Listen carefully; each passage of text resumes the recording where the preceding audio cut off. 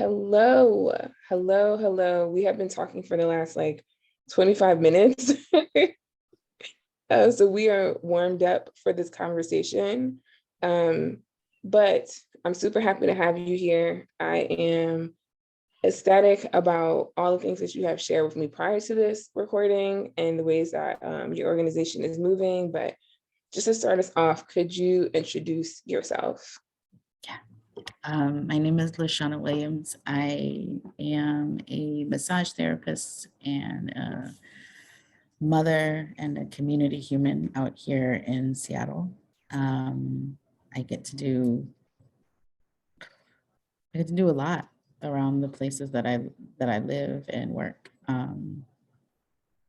Yeah. You're so humble. You're so humble. You're I'm just, doing this magic over here, little community work, parenting at the same time, But that's it. There's so many, that's what we're doing. Right. Yes. And it's I don't think I told you this before, but when I come to Seattle, I want to experience some body work with you because I feel like it's going to be magical. And I'm super body work dependent for so many reasons, like health issues but also for my mental health. And it's just kind of how I process things. Mm-hmm. So just, make space for me when I get there. So yeah. So I met you or became aware of you through a sacred passing and the wonderful work that y'all are doing over there. So I was hoping that you can give us a little understanding of a sacred passing and the offerings that you all do there. Yeah. A sacred passing is this living ball of work out here in Seattle mainly, but it stretches and reaches beyond Seattle. But we are a death midwifery and community education nonprofit,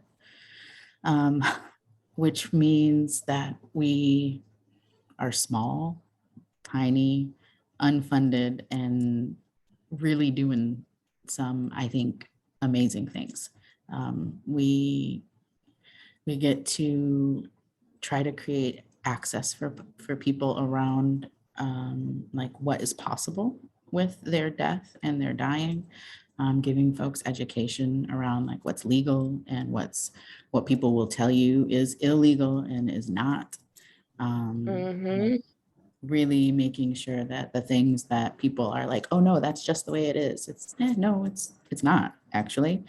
And that thing is $20,000 and this thing over here is $300 and gorgeous. That part. Right. So layers of education we get to do, and education, I mean sharing.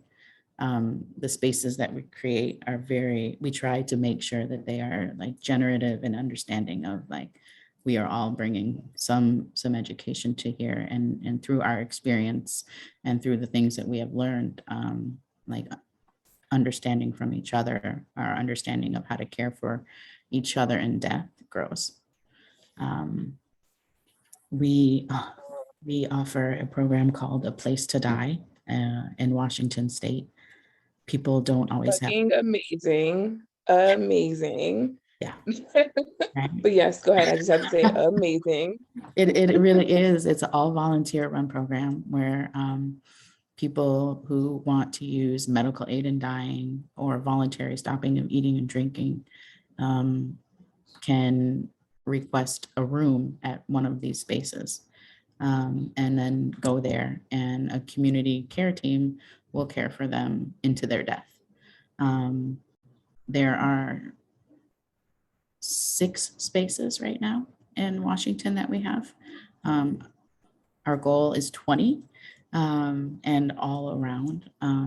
Hospitals discharge people to us and are here, they can't take this prescription here at our medical center. And so we're gonna pay to send this person here, 60 miles away, so that they can die. And when they get here, like they're thankful to be here. Their crew is often with them. Mhm.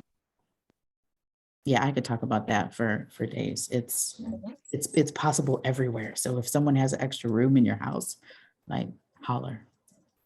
Yes. Yeah.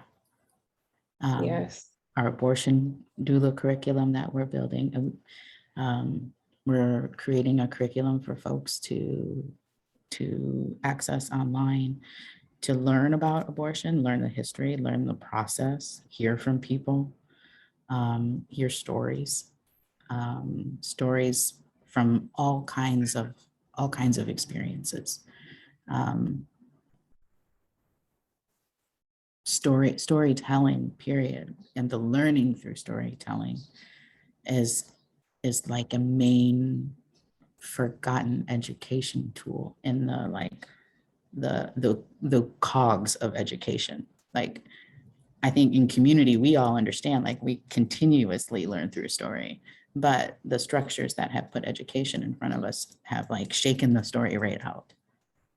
And so putting it back in for people to understand and hear, not from me explaining this is a process, but also like this is what I went through and this is what I did, like someone sharing it. So the curriculum is rich with stories, because of different like Shout Your Abortion partnerships and some groups who have done real work and story gathering over time, have shared some of those with us. Yes. I'm so excited for like the work that y'all do, the work that you continue to do. And I know it takes a lot of energy and a lot of effort. And also I think like just in that like brief explanation of what you all do, very brief, right? It's like holding the complexities of grief, one, but also just through the experience of death and abortion, right? Which is just important work. And yeah, I mean, I can go into that forever as well. So thank you for that. I mean, there's many things that I would love to talk to you about, and I think I'm gonna bring you back a couple times because I think there's like you are multi-talented and multilingual in so many of the reproductive health experiences, and just a human experience in general.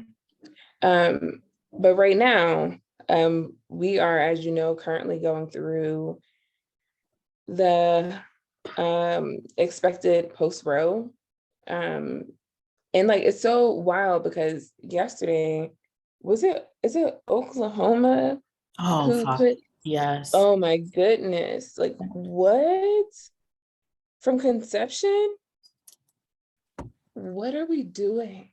What are we doing, right? Like, and it was so, yesterday I was like such in a good mood. I had went to go see my boo at work and I was like, you know, whatever, feeling a little cute or whatever. And then I seen that and I was like, back to fucking Yeah. reality. Yeah. I I read that and was like, really? Like Yes. Clarence Thomas said that the protests were temper tantrums. Right? He said, "Oh, that's just a bunch of temper tantrums." And I went like, "What the fuck is that?" Yes. I'm sorry. I'm sorry. Like, are we really just like trying to see how far, how Yeah. much control you're gonna like? Oh, fuck. It's I know. And it's like, you know what? And even like that word, right? So like we know that when we're talking about this conversation around abortion, but even death, right? Like that there is this element of systemic control that is really kind of at the center of each of those conversations, right? Like the control to tell someone what they can do with their body, right? Whether they're in that reproductive experience or whether they're deciding on how they want to move forward with their life or not move forward with their life. Yeah. Um, and that's just like, I guess that's like the theme, the through line of those worlds that you inhabit specifically. And so I would love to just hear about like just your thoughts on that. Like, what is this argument about, this post-Roe thing? Because there, you know, we know that like, okay, abortion access, but like, what is it really about in your mind? How are you putting these pieces together? Like, if I very closely, what it's really about is making sure that people still have access to reproductive care and choice. Like, Mm-hmm. on an absolute direct level, what can I do? These are the things. On a bigger level, it's like probably an hour or two and maybe a whiskey and a tea and some water. But like right now, what it means to me is there's work to do. There's always work to do, and there's a specific type right now. It involves conversation and connection, and it what has to happen is like we have to make a web of care that stretches states, that is trusted, that people know they can reach out to folks. It means that I have to listen. It means that as much as I don't want to know what's happening on MSNBC, I'm going to listen because that's where I hear those little tiny hints of what might be happening. And that helps me understand, okay, so I don't know anybody in Oklahoma. How do I know? How do I get to understand who is in there, and how do we make sure people Mm-hmm. know that like our places to die are also places you can post up and recover from an abortion. Like you fly in Mm-hmm. here, you don't have to pay for a hotel, and you don't have to cook any food. Like we got you. Mm-hmm. And it's Mm-hmm. not just us, because there's so many people who would be like, wow, yeah. And so we have to really intentionally connect to care for each other. Mm-hmm. Even though that's scary, and people, I don't know how to care for someone who had an abortion. Well, let's talk about it. We'll come over. Yes. You make that room, we'll come over, like, Yes. Yes. And like with that, I also think like there's this aspect of like when you said scary, right? Like there is this scary piece of the work that we do requires holding space, right? That's the work, right? Like how do I hold space? How do I care? How do I center this person and their needs? But now with this post-Roe um, reality, it's also this legal part of holding space is now illegal. Like literally, it's like if you are helping someone, if you are assisting someone, if you are transporting them, if you are whatever, you can potentially now end up in a legal, you know, whatever. So I guess like just I guess maybe just your thoughts on that, as well as, yeah, like I guess like there's some real fears with that. yeah.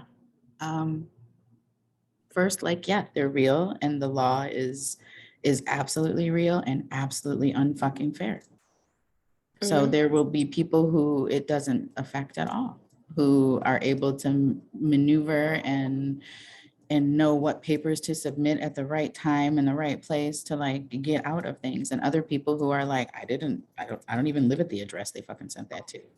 Like, Mm-hmm. and who then are caught up. So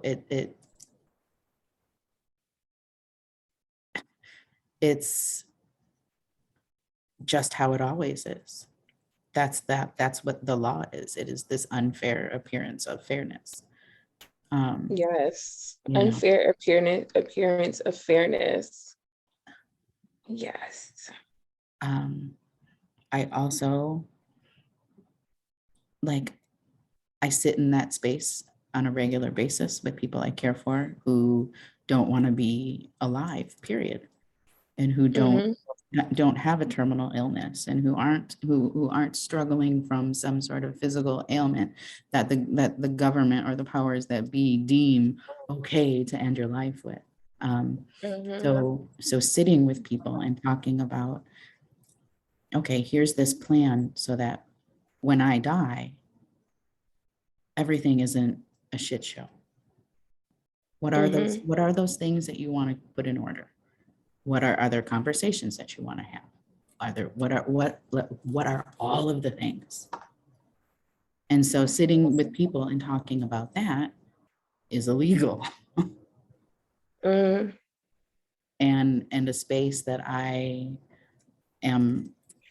will talk about sitting in, that is so important to sit in, or at least I have found that it is important for the people who I've held it with, like to have the space to say the things and to put some structure to a lot of shit that people just often think about by themselves.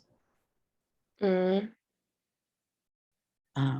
just like so understanding like the parallels of the work or the intersectedness of just these two spaces around like death and abortion, because it's so much of those conversations that people can't have. It's the access, it's the legal part of it. It's the, you know, if you are someone who is around that space, the space that we have to sit in, right? Yeah. Around hearing those conversations and not being fearful and not judging and not, you know, putting our own thoughts around it, while the people that we're working with are dealing with the systems that be, telling them how wrong they are, how they should think this way, how they should do it that way. And also bringing in these parameters of, you can have an abortion if you have these kind of things. You can also die voluntarily if you have these kind of things. But like, who the fuck are we to make those decisions for someone?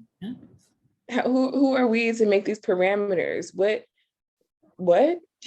Like, yeah. It is not only just that, but to make these rules and then not give one fuck about you for the time in between. Like, I feel I could feel a little bit differently if we were all in a living in a space that we liked, doing what we wanted, like thriving as an individual with all of the needs that we want, like all of our needs and wants met. And like, I feel like, I mean, okay, maybe I might be a little softer and be like, well, okay, fine, I'd have a kid. Like, look at all this help I have around me. It's not just me, it's everybody. And I still get to be an artist, and I still get to learn because I have a community of people helping me, and I'm not working to pay food and for like just everything. It's so different. I'm still wanting choice.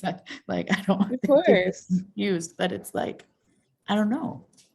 But it also feels like, you know, like I was talking about like lactation and the for Black folks specifically, and people, you know, like all this stigma around that process. And then also people having these ideas of like, well, if Black people wanted to, you know, chest feed more, then they would just do it. But when you talk about the factors around that choice, right? Like your job, your time, your support systems, your this, it then kind of, it was this person who quoted, like, is it really a choice, right? Like when people are not deciding not to chest feed, is it really a choice? Or is it, there's so many things happening around them that they don't really have a choice and they choose not to, or whatever the case is. And I think like it's kind of the same in the realms of like with people choosing to have children or choosing to die or whatever it is. It's just like when we think about not only that person's maybe personal desire, but it's more so about what are the systems supporting that, right? And does that actually give them choice? Because it's one thing to say, I'm gonna have a child and I have this supportive system, and then I'm choosing whether or not because of whatever. But when you don't even have that supportive system, you don't even have those resources, you don't have whatever, like who are we to force you into something where you have no support and no resources coming into it? Yeah. Like, is that really a choice? Yeah. No. Like if you have where I get like hiccuped is in the situations where like I hear people talk about, I don't have a way into my apartment anymore. Like that, like it's hard for me to get, like our elevator is broken this many times a month, and I use I'm in my wheelchair. And so like that, like just existing is too much because of things that should be functional. And it's those situations that make me so like angry, and also still supporting a choice, but still angry because I'm like, well, what could this fucking look like if you had everything that you wanted? And also, who are we to be like, no, live in this space where nothing is how you need and everything hurts, and everything hurts. Like Everything hurts. everything hurts. Mm-hmm. Um, Well. So much. Like we're gonna have to do like a whole hour-long session soon, because yeah, this was the conversation that I needed. I told you I woke up kind of like but like this is definitely the conversation that I needed. So I'm gonna switch and just ask you the question of, what is the future of, I don't even know if I want to say abortion access, more so, what is the future of the communities that we're building around abortion access? And like, what do you see as the need in that future? And even deaf access, like what do we, just the community care, what's the future? I think people need to be brave about connection.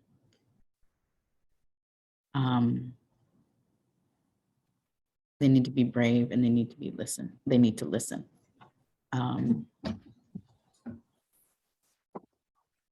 It's gonna, and it takes work to make these webs of care. And so I think it's gonna be hard work, and it's gonna take bravery and courageous actions, and people to really do work. The time and the era that we get to live in right now, like is interesting. And I, for a while I was like, well, I kind of just want to like really pick some flowers in the sun and kick it. And also I was like, why do I get that?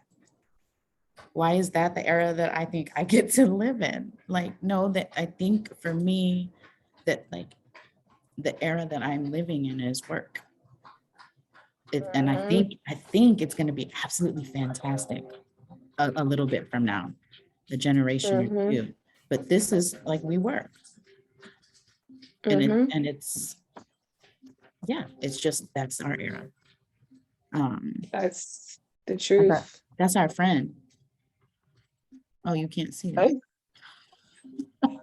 I don't know how to make it stop. Listen, technology is not our strong point. We're like, I'm gonna call you that. All those things like we're good at, but we don't, technology not so great. No. But I definitely agree with you, and just like that braveness, and the connections that we build, and that strength and is necessary to do the work. And I think it's like so hard right now because like, I mean, at least even with me, like finding that balance between like not doing too much work and understanding that like I can't save the world, that it has to be communal in the work that we do. Yeah. And it also has to be sustainable, but we're definitely in the era of work. Like there's just, how can we not? You know what I mean? Like, and when people aren't, I'm like, what world do you live with? What? Like, and like our version of work can be different, right? Like it doesn't have to be the same thing across the board.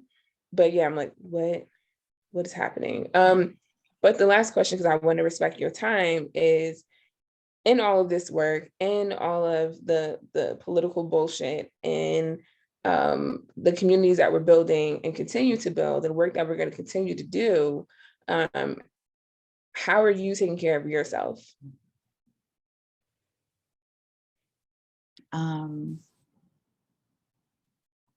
Not as well as I could be, to be just really honest. And by like painting during really stressful meetings, you know, being off camera. And I have also been enjoying calling IVF facilities in states that don't like choice, and talking to them about like relationship building and how they truly depend on reproductive choice. That oddly has been like so like stress relieving, because it's not like I'm not like angry on the phone or like antagonistic or smarty pants or like, but it feels like maybe they're gonna get off the phone and be like, have a little office conversation about, dang, is this gonna affect us? And it will. Right. I had a couple people give me some like wellness crisis numbers. They were like, oh, we call our head office. And I called it and it was like, oh, you know, if you're experiencing a mental emergency, and I was like, oh, y'all are slick. Like, you've been fielding the calls. Yes. But I think most importantly, like really making sure that like I connect with my people. Like there's a core group of humans who I talk to, like, if not daily, every other day. And oh man, thinking about them. And when I go a day or two without talking, I feel a little untethered. And it can just be, hey, I love you. I'm thinking about you, and you know, moi. But I it's, get it. yeah. I have my peoples too. I'm like, we're gonna sit on the phone and say nothing this whole time, but just being on the phone or being in that connection just keeps me grounded, and I just feel the love and can do the work, you know, like when I finish this call. But I am so appreciative of your time, so appreciative of your work, so appreciative of all the things to come with you and the sacred passing. I am more than honored to be in conversation with you and relationship with you. And I hope that we continue to build. Likewise, this is like, it's been a wonderful flow into this day. I told you how I came into this call, and now I'm like, oh, wow. Thank you. Thank you.